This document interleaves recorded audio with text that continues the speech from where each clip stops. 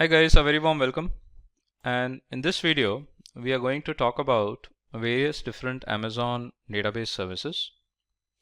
And in this module, we are going to understand about the working of Amazon RDS, the relational database service, describe Amazon Aurora, which is part of an Amazon RDS, perform CRUD operation on Amazon DynamoDB, implement Amazon Elasticache, understand the architecture and the concept of Amazon Redshift, which is a data warehouse, and work with AWS Kinesis, which acts as a data streaming service. So let's look into and let us first understand what exactly a database is all about. So what is a database? We all know that the database means a collection of all the data items or the individual data items that are stored in a highly structured manner. It provides the ability to store large amount of information in a structured way, and that information can be accessed very quickly as well with the help of some sort of an application.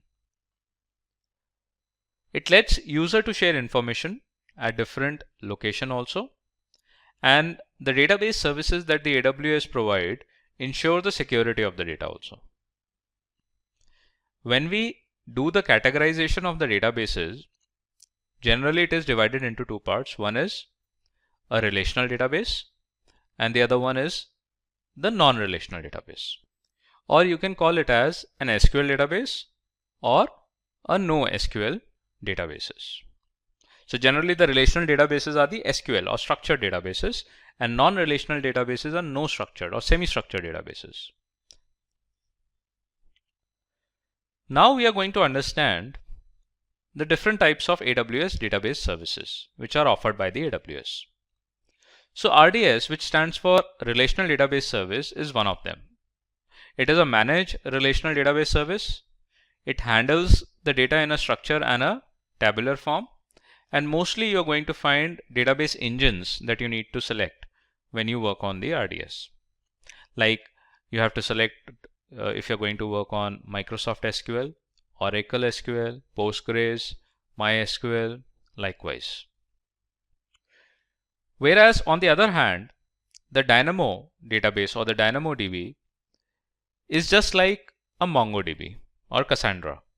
It's a NoSQL database service, and this database works in the document and key value store type. You do not require an SQL database engine to work on the DynamoDB. It is quite straightforward to work on it, and it's an efficient database services primarily for small and the medium scale applications. Then you have another managed database service which is called as an Elasticache. Ideally, Elasticache is not completely a database service. It is considered as an in-memory cache or a data store. So the data stores portion or the data store part of an Elasticache works as a database service, but it is not absolutely or 100% a database service. We are going to understand that in the architecture itself. Then you have the Redshift, which is a data warehouse primarily used for data analytics and reportings. And then you have an Aurora, which is just a database engine offered by the RDS, but its architecture is a bit different. Likewise, AWS offer other database services also, like we have DocumentDB on the AWS, which is again the copy of a MongoDB only. And then there are some more database services as well. But primarily, these are the most essential database services that we are going to discuss in this particular video. Let's try to understand about the Amazon RDS, which is a relational database service. Now, first of all, the RDS database service is a managed database service. So we need to understand what are managed database services, why we require the managed database services in our environment.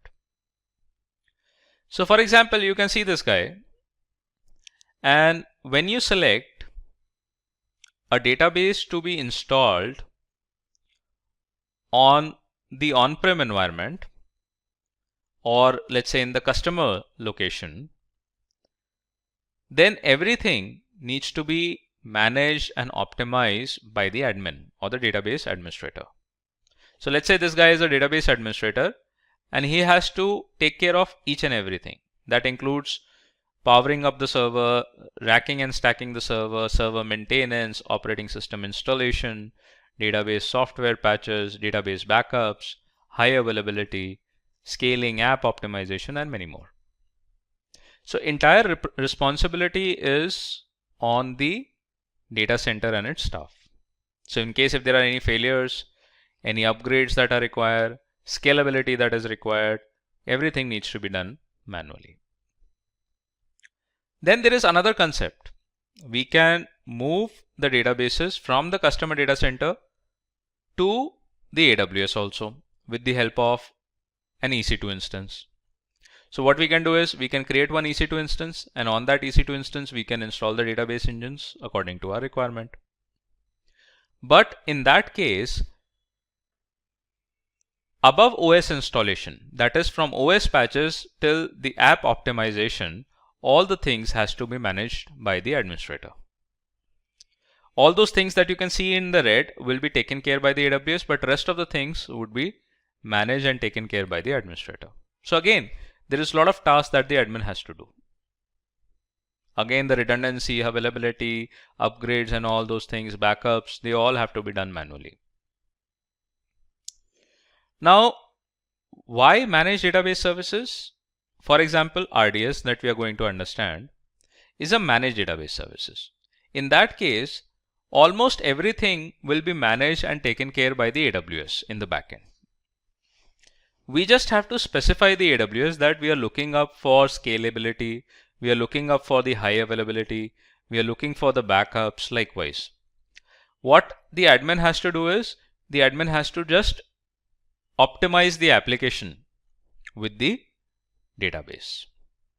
So headache is not there, responsibilities are with the AWS, and that is the reason the managed database services are preferred. So when you choose managed database services, 90% of your management is done by the AWS. The Amazon RDS is a relational database management service which manage relational database for users, primarily the SQL databases. And what you need to do is you need to create a database instance, and then the backup, software patching, updates, recovery, auto failover, everything you can specify, which will be automatically taken care by the RDS in the backend. What are the benefits of using the RDS? It is simple and fast to deploy, fast and predictable performance. MySQL, Postgres, Oracle and many other database engines are available. You only pay for the time duration you are going to work on the RDS. Patching, backup and replications are handled by the AWS. It is simple and fast to scale as well. One disadvantage of using the RDS is, since it's a managed database service, so it is a very expensive service also. So I would advise guys that when you practice on the RDS, make sure that you always select a free tier option. Otherwise, the billing can happen very quickly, and it can be the higher billing can happen for your database instance out of the free tier option. So you have to be very careful once you are done with the database instance creation, and if you do not require, just terminate it, take a snapshot or a backup of it. Now, what are the different RDS database engines that are available? You have, in the commercial category, you have Oracle, MS SQL Server or Microsoft SQL Server. In the open source category, you have MySQL, Postgres, MariaDB. And the Amazon Aurora, which is a customized database. So this is a database engine which is created on the platform of MySQL and the Postgres. You can select what type of an Amazon Aurora you want. You want a MySQL Amazon Aurora or Postgres based Aurora, all are available. Just that AWS predicts and AWS recommends to use Amazon Aurora. The reason is it is faster, it gives more functionalities, and it is cheaper option as well.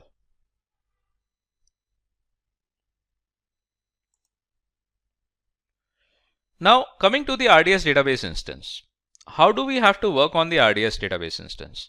Just like we work on the EC2 instance. When we work on the EC2, what we do, we create an EC2 instance, and on that EC2 instance we install an operating system like a Linux operating system, a Windows operating system. Similarly, when we have to work on the RDS, we have to create a database instance. So we have to select what type of a machine that will be running, like T2.micro and all. And over that, instead of selecting an operating system, what we need to select? We need to select a database engine. So what is a database engine? It's a software that drives the database on which the data items are stored. So it is mandatory that when we work on the database instance, we have to select the database engine. And once the database instance is created by the RDS, you can connect it with your on-prem applications also. You can connect it with the servers or the applications running on the AWS as well. Coming to the read replica concept of an Amazon RDS. Now when you create an RDS database instance, generally when you create it in the free tier option, you do not get a read replica option. This read replica option is available mostly in the production environments. What does this read replica means? It means that when you create a database instance, there will be one database instance that will be acting as a master database or an active database. The second database that will be created, which will be identical to the main database, but it would have only the read permissions, not the write permissions, and it will act as a standby database.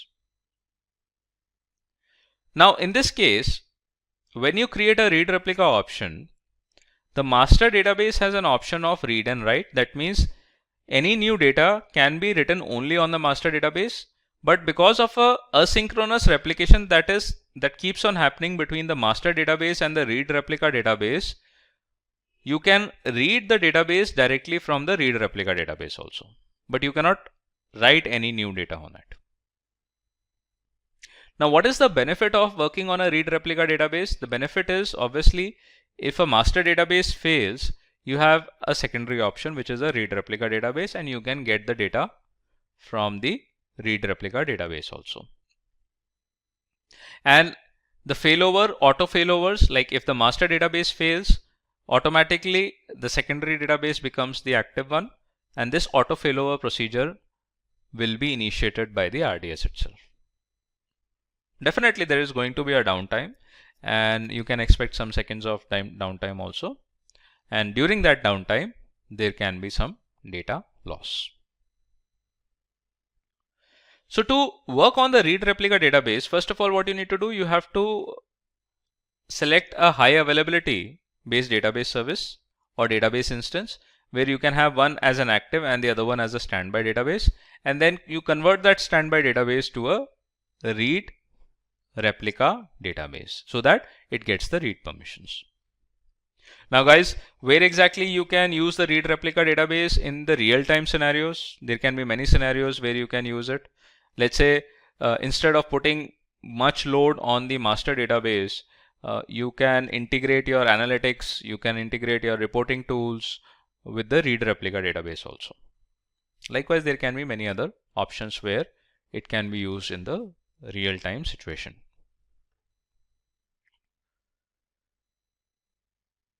Now, when you create these kind of database instances in the read replica mode, it is always advisable that your active database and the standby or the replica database should be in a different availability zone. So here you can see in this particular diagram, the master database is in availability zone B and the replica database is in availability zone A. And then there is a complete synchronization that happens.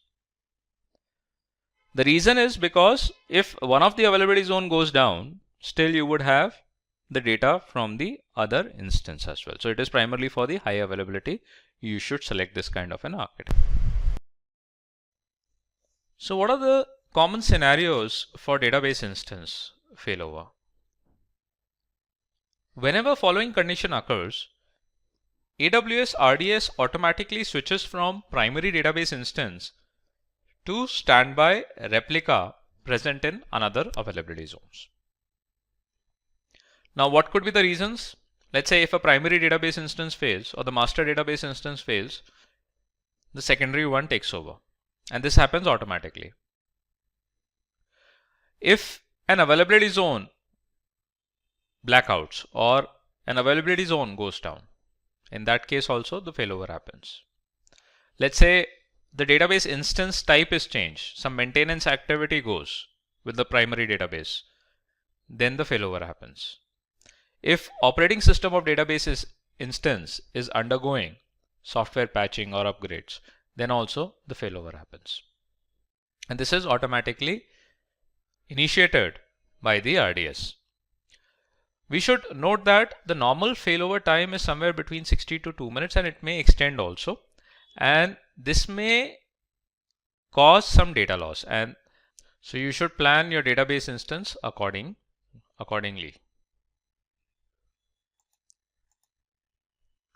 RDS database backup and restore.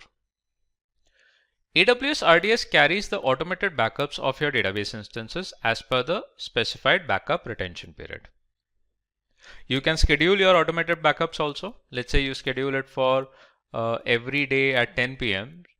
and during that time the backup will be generated and it will be stored in the dashboard. The backup retention period can be set between 1 to 35 days. So let's say if today the backup happens, it can be stored maximum till 35 days and afterwards it will be purged and deleted. You can even have a manual backups also, but they are created in the form of a snapshot and you can store them as longer as you want. You can move them to the S3 buckets also. So when a database instance is deleted, the automated backups also get deleted and the manual snapshots remain the same, or they can be stored on a permanent basis. Now we are going to look into the demo in the other video. In the lab video, I'm going to create a MySQL database instance free tier and we are going to connect using an EC2 instance. So this demo I would be performing in a different video, and that would be the lab video itself.